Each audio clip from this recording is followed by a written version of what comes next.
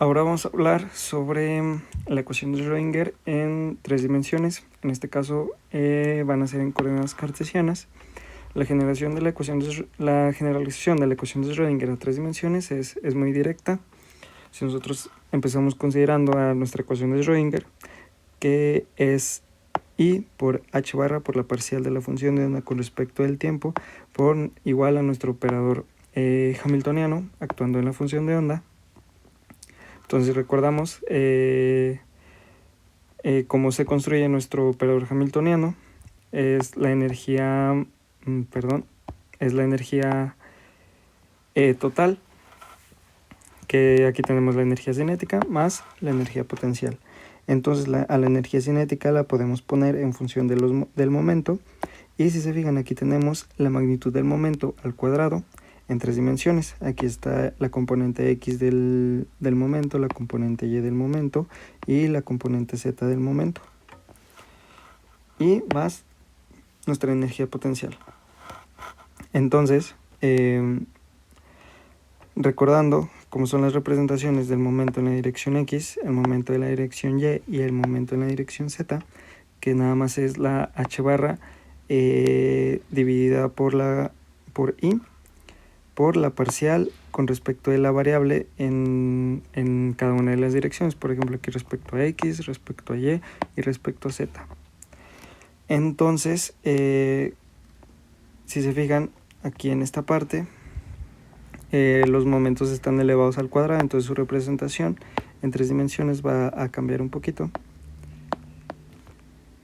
Entonces la magnitud del momento, para expresarla como un operador, pues la vamos a representar. Si se fijan, al elevar la componente X al cuadrado, pues nuestro operador va a ser de la forma menos h barra cuadrada por la segunda parcial con respecto de X, y la componente en Y va a ser igual a menos h barra cuadrada por la segunda parcial con respecto de Y, y la componente en Z muy similar, la segunda parcial con respecto de Z. Entonces, si nosotros aquí factorizamos el menos h cuadrada, nos va a quedar esto.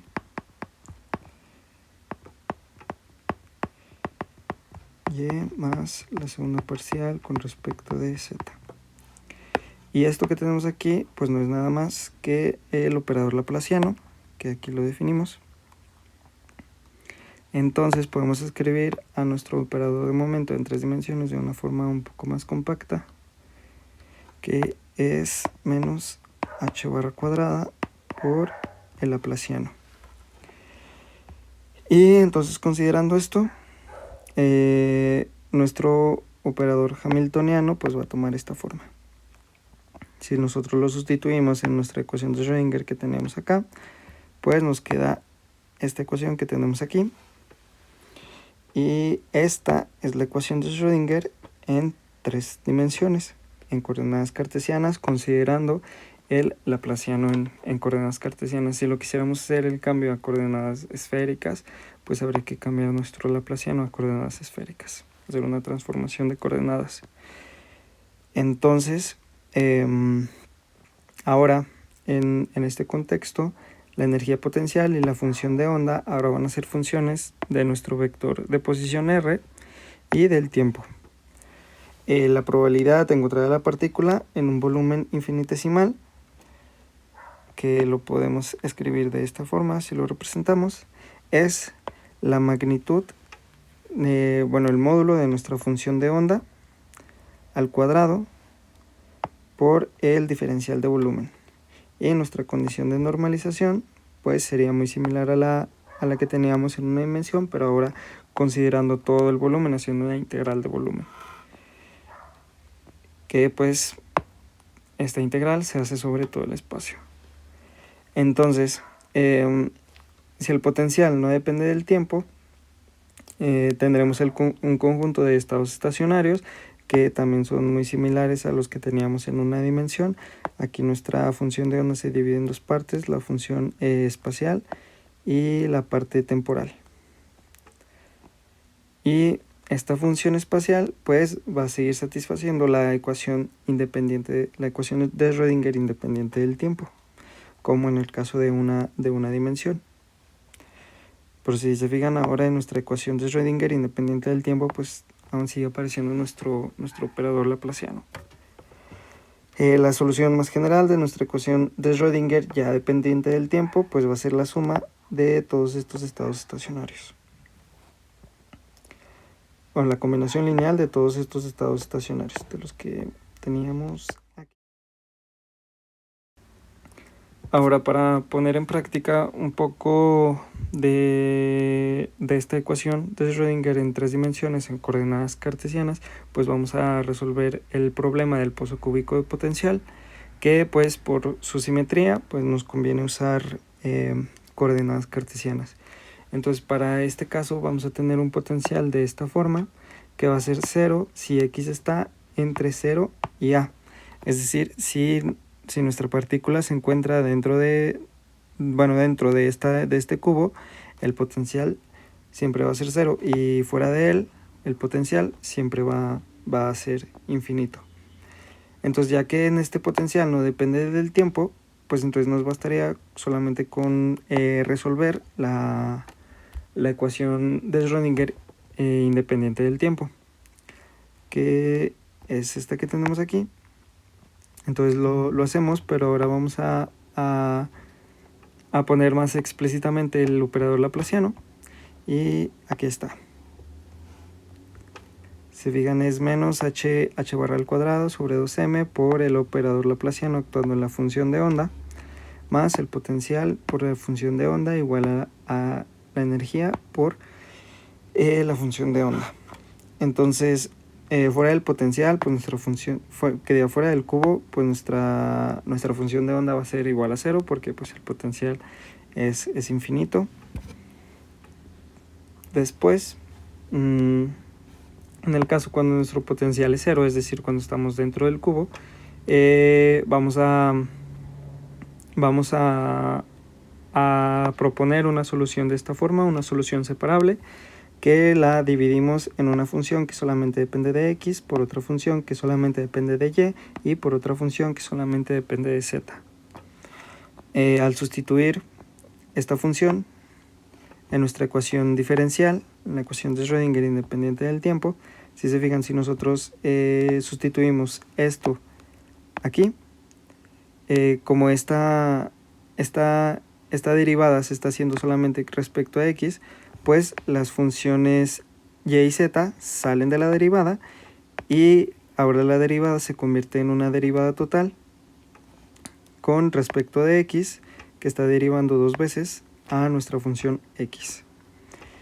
Lo mismo pasa para las otras derivadas parciales, se convierten en derivadas totales y salen las funciones de las que no depende esa derivada. Si fijan, aquí depende de y, entonces solamente se queda derivando la función de y de este lado solamente se queda derivando la función de z. Aquí otra vez solamente sustituimos nuestra función de onda x, y, z. Entonces lo que vamos a hacer va a ser dividir toda esta ecuación por x, y z. Entonces solamente lo que nos va a quedar pues va a ser estos términos de aquí. Si aquí dividimos entre x, y z, pues solamente nos sobrevive la x. Aquí solamente nos va a sobrevivir la y aquí solamente nos va a sobrevivir la z. Entonces lo que tenemos aquí, y todo esto pues multiplicado por este término de aquí, y aquí al momento de dividir por x, y, z pues es 1 y solamente nos queda y. Entonces, si se fijan, de este lado de la ecuación nosotros tenemos una constante. Entonces lo que quiere decir que todo este lado de la ecuación pues también debe ser constante. Por lo tanto, cada uno de estos términos también deben ser constantes. Entonces es lo que hacemos aquí. Igualamos este término a una constante, este otro término a otra constante y este otro término a otra constante. Que este E1, E2 y E3 pues representan energías el E1 nos va a representar la energía de nuestra partícula en la dirección X, el E2 va a ser la energía de nuestra partícula en la dirección Y, y el E3 va a ser la energía de nuestra partícula en la dirección Z. Entonces, E1, E2 más E3, pues obviamente de esta ecuación tiene que ser igual a E. Ahora, si basta con observar solamente una de estas ecuaciones para dar solución a las demás, ¿no? Porque son muy similares, y aparte sus condiciones de frontera pues también son también muy similares. Ahora, dicho esto de las condiciones de frontera, si nosotros las identificamos, por ejemplo, para X, ¿cuáles son las condiciones de frontera? Pues que el potencial entre 0 y A pues va a ser 0. Y esto a qué nos recuerda, pues esto nos recuerda al problema del rectángulo de potencial infinito que nosotros ya habíamos resuelto anteriormente. Si quieren ver cómo se resuelve este problema a detalle, pues recordarlo, pues vayan al video. Pero las soluciones a cada una de estas ecuaciones van a ser escritas de esta forma: una constante por el seno de K1 por X.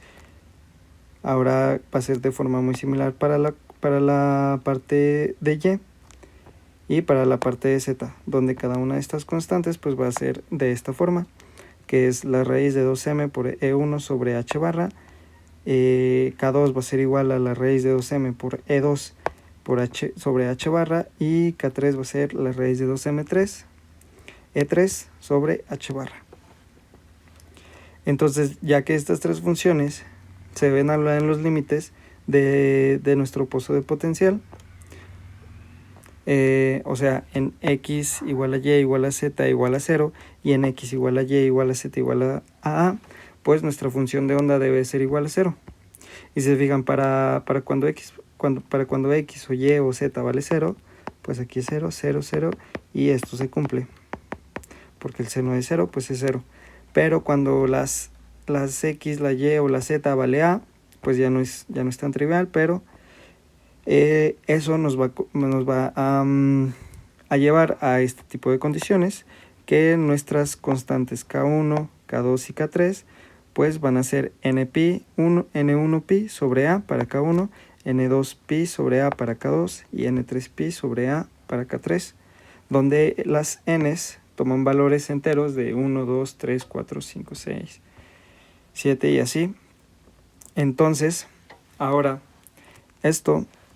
las magnitudes de las componentes del momento, si nosotros recordamos otro de los videos del efecto fotoeléctrico, pues la magnitud del momento lo podemos escribir como la constante de Planck, h barra, por el número de onda. Y en este caso, el K1 pues ya lo tenemos aquí. De igual forma para la componente Y de nuestro momento y para la componente Z del momento, donde las N pues siguen tomando valores enteros. Entonces, ya que el momento está restringido de esta forma, o sea, a tomar múltiplos enteros ya que nuestro momento está restringido de esta forma, que es multiplicado por números enteros, la forma de nuestra energía total pues va a tomar una forma muy particular. Si nosotros recordamos, la energía total pues va a ser la energía cinética más la energía potencial. En este caso que estamos analizando, del cubo de potencial infinito, solamente vamos a tener energía cinética. Nuestra partícula solamente va a llevar energía cinética. Y si nosotros recordamos cómo escribíamos la energía cinética en función del momento, que es de esta forma, y al momento de sustituir esto aquí, pues vamos a llegar a este resultado, que es pi cuadrada por h barra sobre 2 ma cuadrada por el n1 al cuadrado más el n2 al cuadrado más el n3 al cuadrado. Entonces nuestra energía también va a estar condicionada de esta forma, o sea, va a ser igual, nuestras n's van a seguir tomando valores enteros para cada uno de los casos. Por ejemplo, si nosotros vemos para n1, para n igual a 1, para n1 igual a 1, para n2 igual a 1 y para n3 igual a 1, pues ese va a ser un estado particular. El n ahora otro estado podría ser el n igual a 1, el n2 igual a 2 y el n3 igual a 1, o podemos tener otro estado. Bueno, miren, este va a ser un estado n1 igual a 1, n2 igual a 2 y n3 igual a 1. Ese es un estado. Y luego podemos tener otro estado donde el n1 valga 2, el n2 valga 1 y el n3 siga valiendo 1. Si se fijan, este estado y este estado nos va a dar esta suma. Al sustituir aquí, pues nos va a dar un mismo resultado para la energía.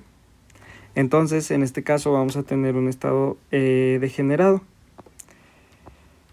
Entonces, así es como nosotros podemos encontrar nuestros estados degenerados, es decir, cuando la combinación de la suma de estos tres números sea la misma, pues vamos a tener un estado degenerado. Entonces, nuestros estados estacionarios van a ser de esta forma. Si se fijan, ahora nuestra función de onda tiene tres índices que solamente denotan el número que cada uno de nuestros n's toma. Ahora, las constantes que habíamos encontrado acá las vamos a fusionar en una sola que vamos a llamar A. Y aquí tenemos el seno que corresponde a la coordenada X, a la coordenada Y, a la coordenada Z, que aquí le puse Y otra vez, por la parte temporal, que igual aquí tenemos nuestra energía que depende de estos tres numeritos. Entonces ahora si nosotros normalizáramos esta ecuación, vamos a encontrar que nuestra constante A pues vale 2 sobre A a la 3 medios. Y entonces esto sería cómo podemos aplicar nuestra ecuación de Schrödinger en coordenadas cartesianas para resolver el pozo cúbico de potencial.